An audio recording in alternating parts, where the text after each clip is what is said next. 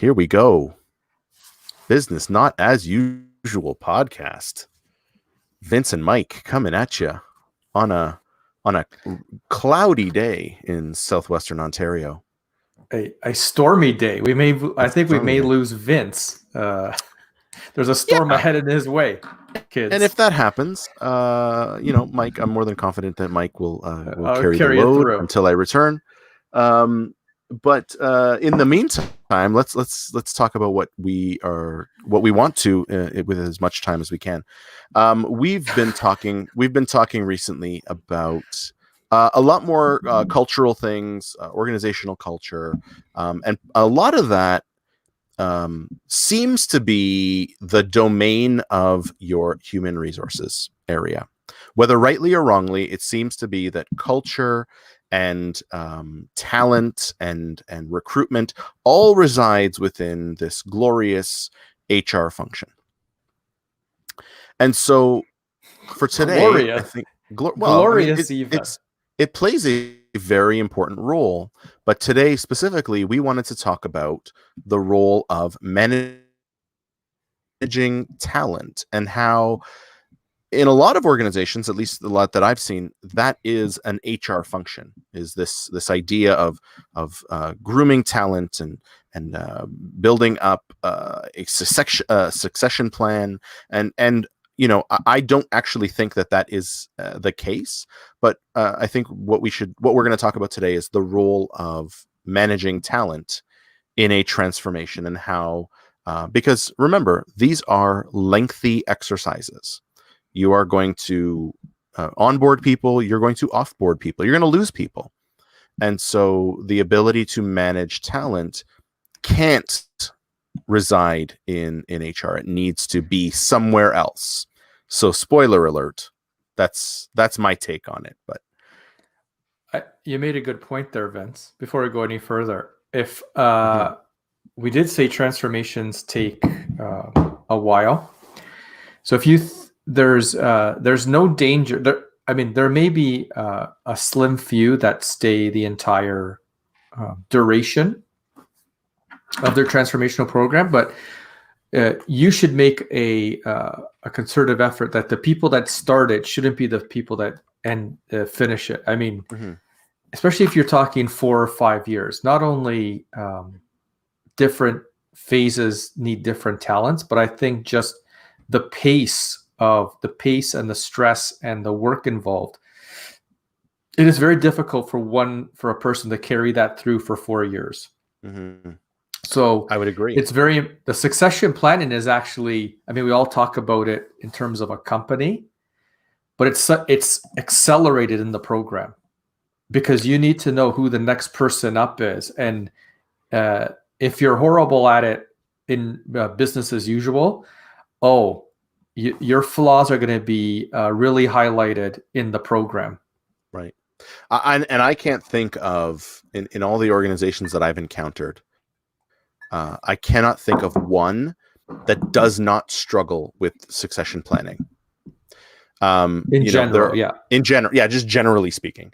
Yeah. You get the occasional, I'm the next one, and so part of the background, like I've been doing some research into aligning or how business analysis and business design aligns to leadership and strategy. And in a lot of cases, and I'm still sort of going over the data, I'm about to close the initial research phase of like data collection. But in a lot of cases, it's like, yeah, I'm ready for leadership.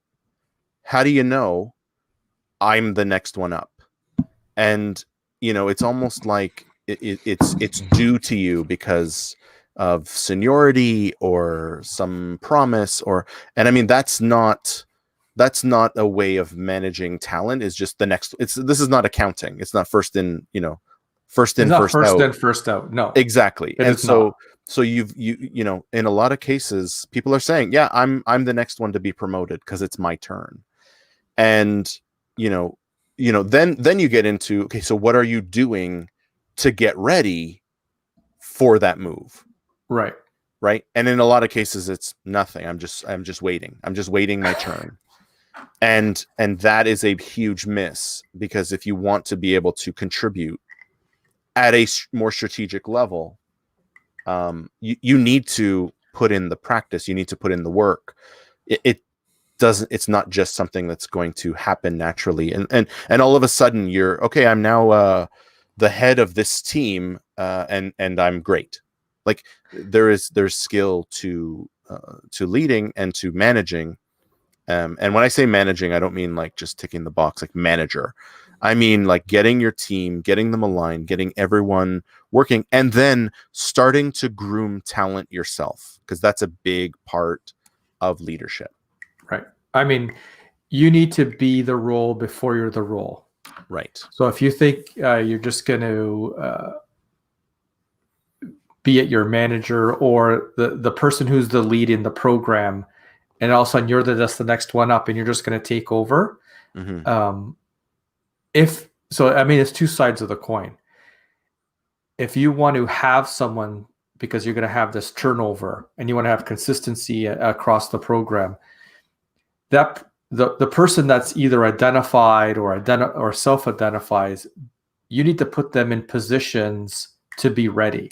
Mm-hmm. And so when the person you think is going to leave, when they leave, no one's surprised and everyone's comfortable because they've seen the next person. It should be no surprise that the next person is there. It should be, oh, that's right, that person should be like, oh, that person's coming off the program, this one's coming in, they're the new person. Mm-hmm. But unless that person has been in selling ideas, they've been to certain levels of governance, they've made decisions that were solely theirs, you can't go from 0 to 100. So that person better be already familiar. Everybody better be familiar with them.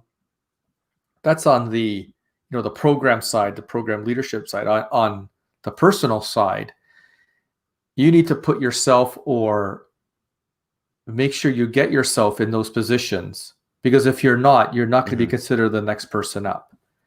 And when you get there, the transition is going to be so big that like in BAU, you can maybe get away with it, but at the pace of a transformational program, if you don't get there on day one and then get going, the program can't wait 3 months for you to get through a transition. Right. And this is where I think a lot of these succession plans fall short, is because there is information, there are decisions, there are conversations that are almost operating in a stratified way. And so it's, okay, I'm a chief of my area, and I'm going to talk about, I'm going to make these decisions, and I'm aware of all of this information, right? But I'm not going to download any of that to the people that report into me to prepare them for the kinds of decisions that I am dealing with. And so, and then that perpetuates, right? So you see this stratification of decision making and information. It's almost like on a need to know. In the federal government, you have like levels of security clearance, right? Right. And so, do you have? I've seen, I've had people reach out for, hey, are you interested in this? It requires you to move to Ottawa. Love it. Ottawa is beautiful. You must have a valid top level 5 security clearance. Well, I don't have that. Where do you get those? Okay, thanks. Right. I have. How do you get top? I want to know, because I would love to have top secret security clearance. I didn't realize that was common knowledge. Like, you need to have tier 3 security. Where does one get one of those? I didn't even know you need that. Right. How do you get that? Right. And exactly. And so it's the same, but it's the same principle that exists within organizations, where you've got like, you're on a need to know basis. And so you are not, the folks that you should be getting ready for that move are not exposed to the details and the decisions that, like I remember, years back, working on things, and then you go in and make a you do your research, you do your analysis, you go make a recommendation, and it's like, you aren't aware of this other stuff that nobody else knows. It's like, well, of course, you should have known 3 months ago. Exactly. And so Yes, I don't know that. And yes, if I had known that, I would have gone a different way. So, that almost, and I want to say that it's not malicious for the most part. It's just, it's information that I think I need and that you don't, but it is a barrier to preparing you to then make those decisions in the future. If you are the next, the so-called next one up, the proverbial next person. yeah, But also for the person who wants to, this is in general, yeah, regardless of a program. But again, the program just accelerates things. So if you want to off ramp yourself in a program and you don't do one of the things that you just talked about, like, and I was told a long time ago, if you're indispensable or you don't make yourself replaceable, you're never going to move. Because if you're the only one who can do this thing, whatever it is, your boss is never going to move you. They're never going to think of moving you because that makes it harder for them. Right. And so if you don't make yourself replaceable, you will not be replaced. So that's cool if you just want to stay there. But if you're a person who wants to move on and every 2 years you get it, like, it doesn't work like that. You need to make yourself replaceable. That's the first one. The second thing is, for velocity, for you to do more, you need to download more.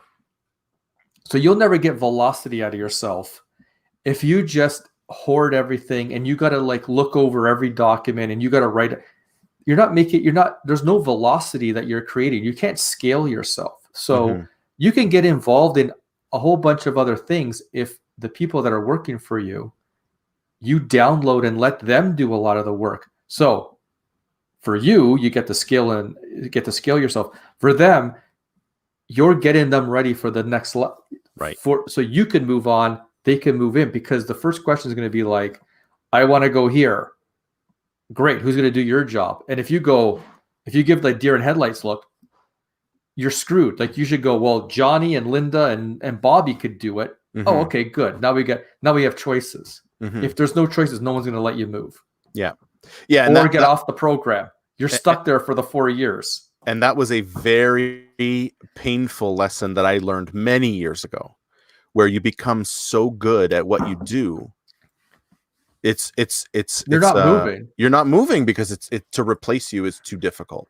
And so a lot of risky. That too. Like, listen, if this guy is running the ship and there's no one else to run the ship, yeah, he's not getting off the ship. It doesn't like. And because of that, I have made a concerted effort in the last, couple of years to not be, so speaking from a process perspective or a business analysis perspective, to not be the person who everyone goes to for, hey, can you facilitate a workshop? Like, yeah, I can, but I'd much rather teach someone else how to do it. And it feels good. I mean, a lot of people like it too. Everybody needs me. You go home and how was your day? Everybody needs me. Right. And until it feels they don't. good. Right. Until they don't, or until you go, oh wow, there's this great new job I want to get. And everybody's like, sorry, I need you. So it's counterintuitive. Right. Like, you need to work yourself out of a job to get another job. Right. You need to work yourself out of the program to get someone else in the program. Which when I was doing a lot more Six Sigma stuff, it was, the dream for me is that I'm no longer needed, because it means that there's enough people and it's ingrained enough in the culture to not need my guidance anymore. Like, that was my goal. And people were like, you're crazy. No, that's a strategic move, because I don't want to be doing this all the time. I want to get the next generation ready so that they can do it, and I can go off and do something else. And you can move on. It's counterintuitive. And I can move on. It absolutely is. But you're right. The lure of I'm indispensable, I'm important. Yeah. I'm so important. Is it's a drug. It feels good. Yes. But if you have aspirations to move up or move out, that's where it becomes, a weight. Right. And Vince, yes, I know you've talked about this in the BA community, the leading from anywhere. Oh, And I think what happens is I'm so indispensable and I can lead from anywhere. I'm just gonna state and I'm saying just on purpose to piss people off, yeah, piss your cohort off. yeah. Oh, I do enough of that. Don't I worry. can't leave because I'm so important, and I haven't groomed anyone, but I can lead from anywhere. Hmm. Yeah, you can, but you can't. Like Hmm. you can lead to a point, but if you want to have impact, you need to move on. You need to rise to different areas of the company, different levels, and it's a good story to tell yourself. But you need to get the next set of BAs ready, so then you can go into and infect higher levels of leadership, and I mean that in a good way, Right. with that philosophy. Because if you Right. don't, you're and it's the myth of I can lead from anywhere to a Yeah. point. Yeah, and when I say that, a lot of people don't like it. Good. They I shouldn't. I'm just saying they don't like it because, but this is something that we've been sold, is that you have this ability to. I mean, even within a project, most projects should probably. And now I'm going to piss everybody off. Should probably be led by the analyst, by the business analyst, but because of the title and the connotation, the project manager gets to lead it. Right. And so, where you get into really, really good projects are when your project manager understands the value of the business analyst and doesn't think that the PM alone is going to do everything. Right. So but again, that was my shot at if you think you could lead from anywhere, then there's no impetus for you to get the next to get the next person to be the new you. Right. Yeah, and again, this is yes. Go ahead. And going back to our conversation that it was HR. Mm-hmm. HR goes, give me a name of who the next person is. Vince. Perfect. See ya. Yeah, they don't care. Like they're just looking for a name. Right. Did you get the name from Mike? Yeah, he said Vince. Awesome. Right. But there is no succession planning that comes out of HR. It comes from the business. They're just looking for who's the person that you've identified. But you don't just give any name. Right. And so often when we talk about talent management in an HR context, it has more to do with like training than it does about actually building the skill of management. So which by the way, like I'm not dumping on training. I do a lot of training. I teach a lot. Training is critical. You need it. But that alone, like going to a 1-day workshop on, what's the most recent, like the I don't know, crucial conversations, that's very valuable. Yes, it's important. You need to know that, but knowing it and applying it are two different things. Right. I can sit in the workshop and I can give you the answer that you want to hear, and you can say, yep, Vince attended, tick. Right. But that's then being able to apply that in the real, like, takes practice. And so you need to be able to have those conversations before you're in a position of leadership. And that's where I do buy into this concept of leading from anywhere, but I think it's leading laterally from anywhere, right? So I'm going to lead my colleagues, and through doing that, one, I'm going to provide some guidance and provide some leadership, but I'm also going to separate myself from the group as someone who is prepared to step into a leadership role. And so that it's not on HR to develop talent. It's up to HR to help attract and retain and recruit talent.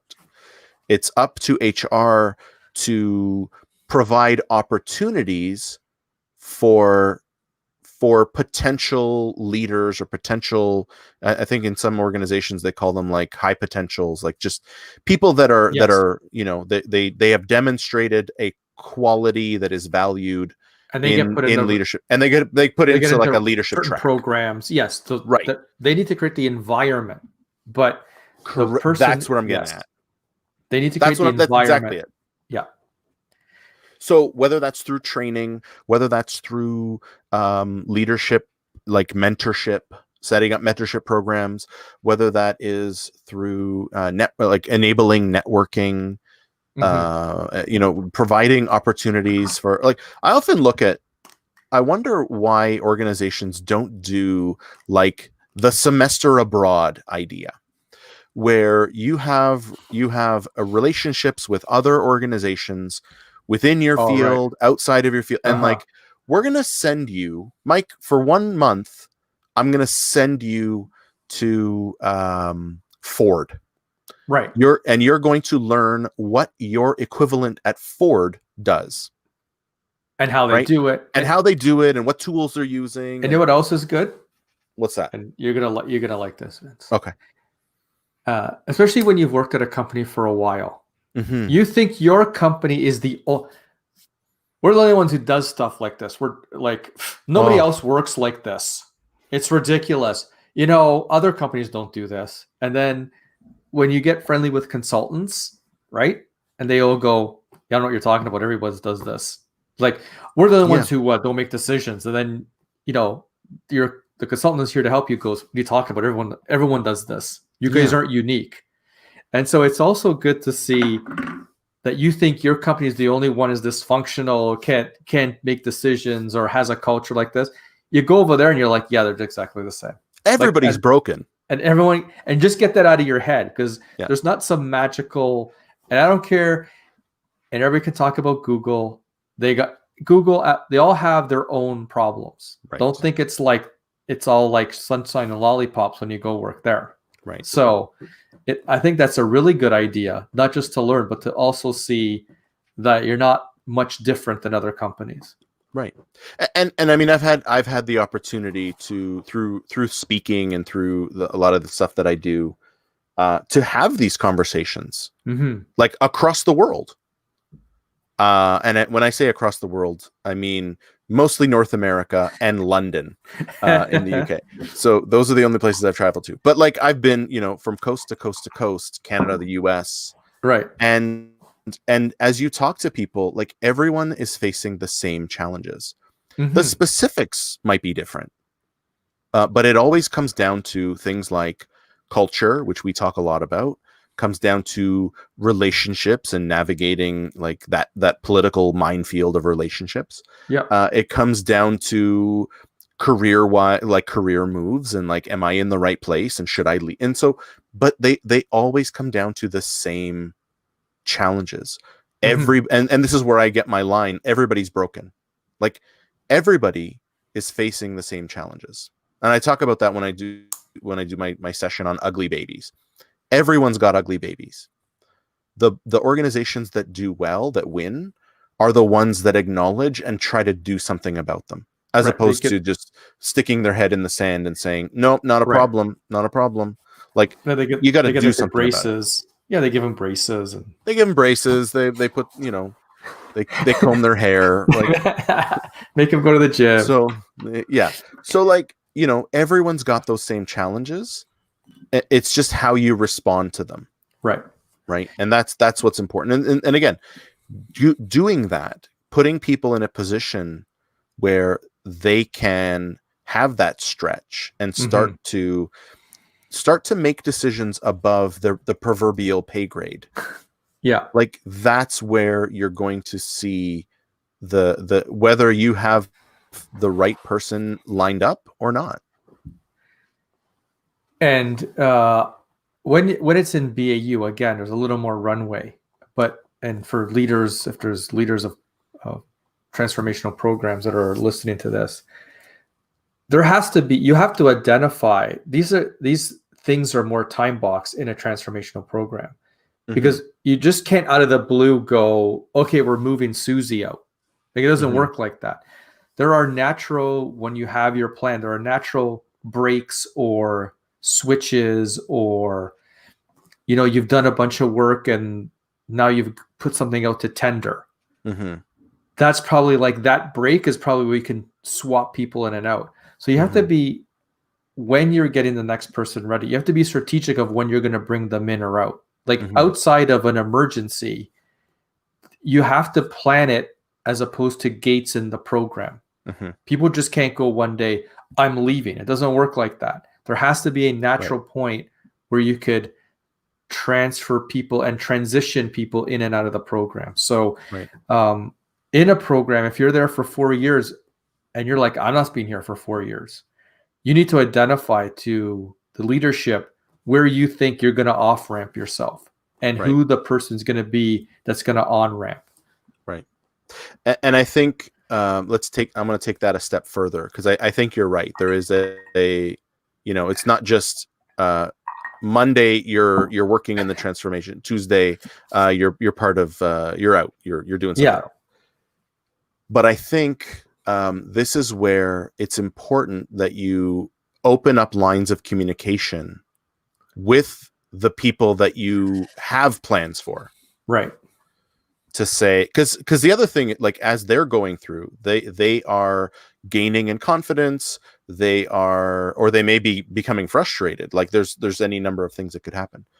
And so, having a conversation of, look, this is the plan that we have for you.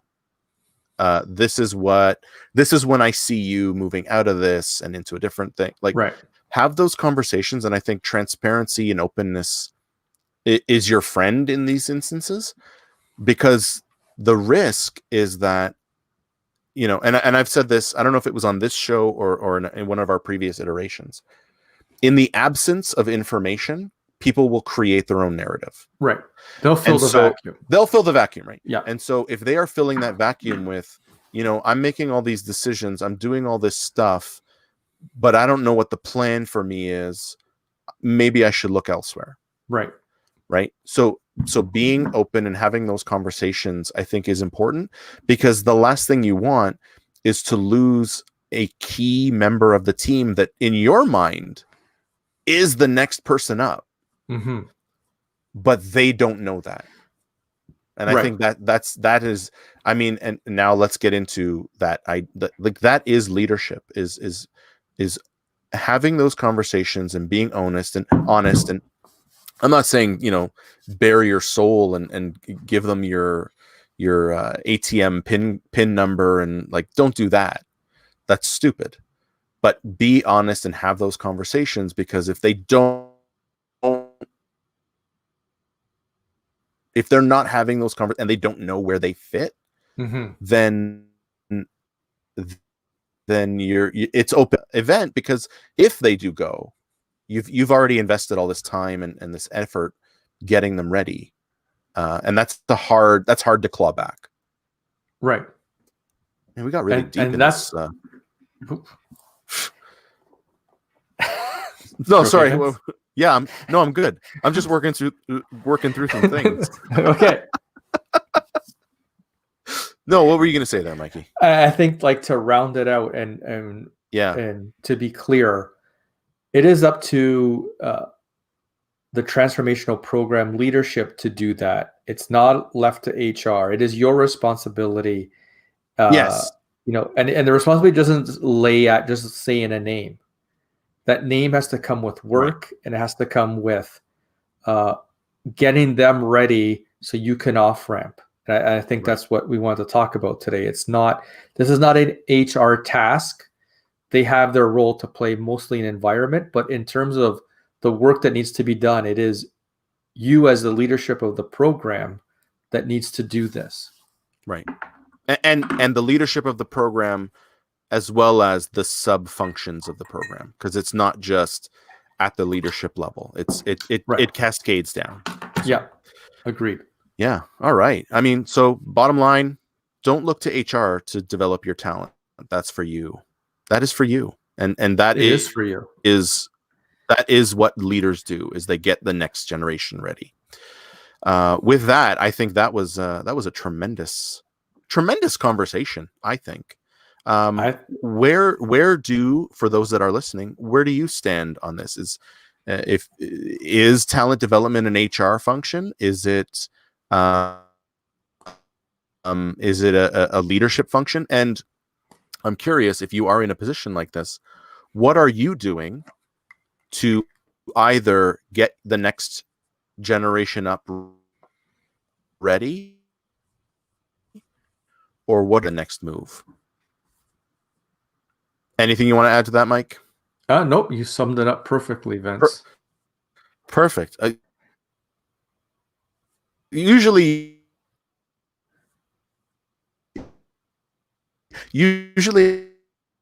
I forget to do that, and you do it, and I just thought I'd jump the gun because you so. All right, brother. If people want to know more from Michael, they can go to michaelmartino.ca, or they can check me out at vincentmirabelli.com. This has been the Business Not As Usual podcast.